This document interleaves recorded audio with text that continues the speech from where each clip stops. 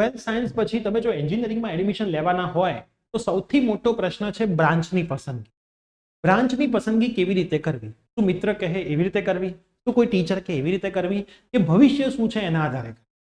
તો આજના આ વિડીયોની અંદર હું તમને દરેકે દરેક બ્રાન્ચના સ્કોપ કેટલા છે, કયા સેક્ટરમાં એની ડિમાન્ડ વધારે છે, એ બ્રાન્ચનું રેટિંગ કેટલું છે, જો તમારે મેઇન બ્રાન્ચ પસંદ કરવી હોય તો કઈ કરવી, કોર પસંદ કરવી હોય તો કેમ નહીં કરવી, એની જગ્યાએ કેમ મેઇન બ્રાન્ચ પસંદ કરવી, એ બધી જ માહિતી આપવાનું છું. વિડીયો થોડોક લાંબો જરૂર થશે પણ તમારા માટે ખૂબ જ અગત્યનો વિડીયો થવાનો છે. અને આવા જ નવા વિડીયો જો તમારે જોતા રહેવા હોય તો આપણી ચેનલ ખાસ સબસ્ક્રાઇબ કરી દેજો, કેમ કે આખી એડમિશન પ્રોસેસમાં હું તમને એઝ અ બિગ બ્રધર બહુ જ હેલ્પ કરવાનો છું. અને ચેનલને સબસ્ક્રાઇબ કરી બેલ નોટિફિકેશન ખાસ પ્રેસ કરી. આપણા ઇન્સ્ટાગ્રામ હેન્ડલ પ્રિય સર વિદ્યાપીઠ ઉપર પણ લાસ્ટ યરના કોલેજના કટ ઓફ ઇન્ટેક અને પ્લેસમેન્ટની માહિતી આવતી રહી છે અને 25 જેવી કોલેજની આપણે ડેટા મૂકી દીધા છે. તો ઇન્સ્ટાગ્રામ હેન્ડલને પણ ફોલો કરવાનું ભૂલતા નહીં અને સાથે સાથે મિત્રોમાં શેર કરવાનું પણ ભૂલતા નહીં. હવે આ એક એનાલિસિસ કરેલું છે આપણે. આ એનાલિસિસની અંદર બ્રાન્ચની રેટિંગ્સ આપેલી છે. કદાચ તમને બહુ ડિજિટ નાના છે એટલે ના દેખાતું હોય, પણ તમારે જરાય ચિંતા કરવા નથી. હું તમને દરેકે દરેક વસ્તુ અહીંયા કહેતો રહીશ. સૌથી પહેલા હું આને થોડું ઝૂમ કરી દઉં છું. આપણે પહેલા બ્રાન્ચ રેટિંગ જોઈએ કે ભાઈ બ્રાન્ચના રેટિંગ કયા કયા છે. બરાબર, તમે શાંતિથી આ વસ્તુને જોજો. કોમ્પ્યુટર અને આઈટી બ્રાન્ચ છે, એમાં ગવર્મેન્ટમાં જોબના ચાન્સીસ કેટલા છે, પ્રાઇવેટમાં કેટલા છે, ગુજરાતમાં સ્કોપ કેટલા છે, બિઝનેસ ઓપોર્ચ્યુનિટી કેટલી છે અને એના ટોટલ રેટિંગ કેટલા છે. બરાબર, દરેકે દરેક બ્રાન્ચની અંદર આપણે આ વસ્તુ બતાવેલી છે. તો કોમ્પ્યુટર અને આઈટીમાં ગવર્મેન્ટ જોબના ચાન્સીસના રેટિંગ 2 છે, પ્રાઇવેટ જોબમાં 5, ગુજરાતના સ્કોપના 5 અને બિઝનેસ ઓપોર્ચ્યુનિટીની અંદર પણ 5 છે. ટોટલ એના રેટિંગ 17 છે. એટલે અત્યારે સૌથી સારી બ્રાન્ચમાં કોમ્પ્યુટર અને આઈટી આવે છે. એના પછી સિવિલના રેટિંગ ગવર્મેન્ટ જોબમાં સૌથી વધારે છે 5. બરાબર, પ્રાઇવેટ જોબમાં હાલ થોડી તકલીફ છે એટલે 2 રેટિંગ આપ્યા છે. ગુજરાતમાં સ્કોપ 4 છે, બિઝનેસની પણ સારી એવી ઓપોર્ચ્યુનિટી છે. જો તમારા પેરેન્ટ્સ સિવિલની અંદર હોય, બરાબર, બિલ્ડર હોય તો તમે આનો સરસ ઉપયોગ કરી શકો છો. ટોટલ રેટિંગ છે 15. મિકેનિકલની જો વાત કરું તો ગવર્મેન્ટમાં પણ હાલ ચાન્સ ઓછા છે. પ્રાઇવેટ સેક્ટરમાં મિકેનિકલના ચાન્સ રહેવાના, કેમ કે કંપની ઘણી બધી છે એટલે 4 છે. ગુજરાતમાં સ્કોપ 5 છે, બિઝનેસ ઓપોર્ચ્યુનિટી 4 છે, ટોટલ રેટિંગ 14 છે. એના પછી આઈસીટીની વાત કરીએ તો ગવર્મેન્ટ જોબમાં 1, પ્રાઇવેટ જોબમાં 4, ગુજરાતમાં સ્કોપ 4, બિઝનેસ ઓપોર્ચ્યુનિટી 4, એટલે કે ટોટલ રેટિંગ કેટલા છે? 13 છે. ઇલેક્ટ્રિકલની અંદર જો વાત કરું તો ગવર્મેન્ટમાં હાલ ચાન્સ ઓછા છે, 1, પ્રાઇવેટ જોબમાં 3, ગુજરાતમાં સ્કોપ 4, બિઝનેસ ઓપોર્ચ્યુનિટી 3, એટલે કે 11 નું રેટિંગ છે. એ જ રીતે કેમિકલની વાત કરીએ તો 1, 4, 4, 1 અને 10. આઈસી ની વાત કરીએ તો 0, 3, 3, 0, 1, 3, 2, એટલે કે 6. તો એ જ રીતે ઈસી ઇલેક્ટ્રિકલની અંદર 7, ટેક્સટાઇલમાં 7, પાવર ઇલેક્ટ્રોનિકમાં 7, ઇન્ડસ્ટ્રીયલ પ્રોડક્શનમાં 7, ઓટોમોબાઈલ 5, પ્લાસ્ટિક 5, ફૂડ પ્રોસેસિંગ 5. હવેની જે બધી બ્રાન્ચ છે બધી રેડ લાઇટ ઝોનમાં છે. બરાબર, ખાસ યાદ રાખો બધામાં રેડ લાઇટ કલર કરેલો છે.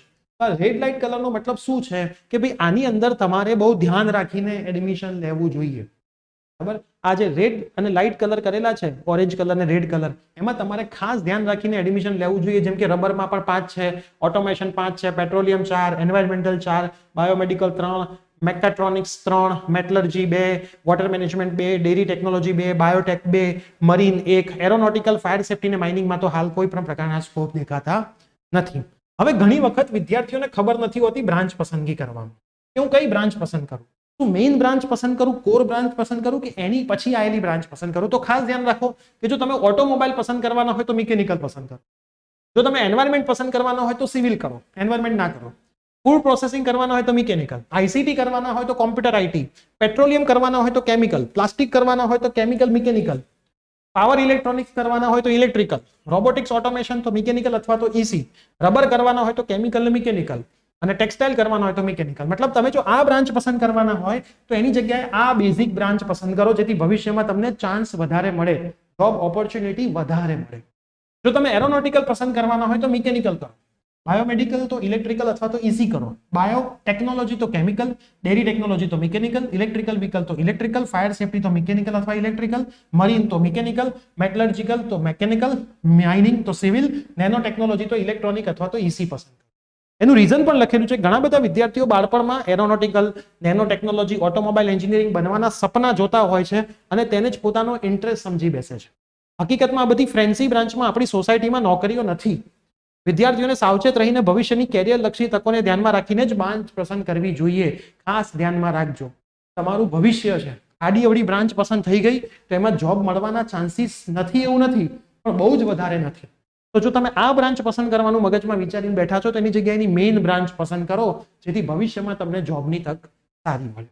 અને જે મેં તમને પહેલા જ કીધું કે ભાઈ સૌથી વધારે તક જે છે, બરાબર, આ રેટિંગ્સ તમને અહીંયા આપેલા છે, 10 ઉપરના રેટિંગ તમને દેખાય છે, computer, IT, civil, mechanical, ICT, electrical ને કેમિકલ. આના રેટિંગ સૌથી સારા છે. તો આ બધી રેગ્યુલર કહેવાય ને મેઇન બ્રાન્ચ છે, એવરગ્રીન બ્રાન્ચ છે, જેમાં તમને કંઈક ને કંઈક તો મળી જ રહેશે.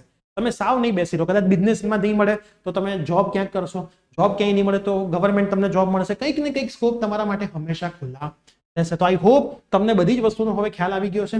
હજી પણ તમને કોઈ તકલીફ હોય તો તમે કમેન્ટ કરીને જરૂરથી જણાવજો. અમે શ્યોર એના પર વિડીયો બનાવવાનો પ્રયત્ન. તો આ વિડીયો તમારા બધા જ મિત્રોમાં જરૂરથી શેર કરજો. ચેનલ પર નવા હોય તો સબસ્ક્રાઇબ કરજો. મળી આવી કોઈ નવી અપડેટ સાથે. અને એડમિશન પ્રોસેસના WhatsApp ગ્રુપ બનાવ્યા છે, એક પણ ગ્રુપમાં જોડાયા ના હોય તો ડિસ્ક્રિપ્શનમાં લિંક છે, ખાસ જોડાય. બાય.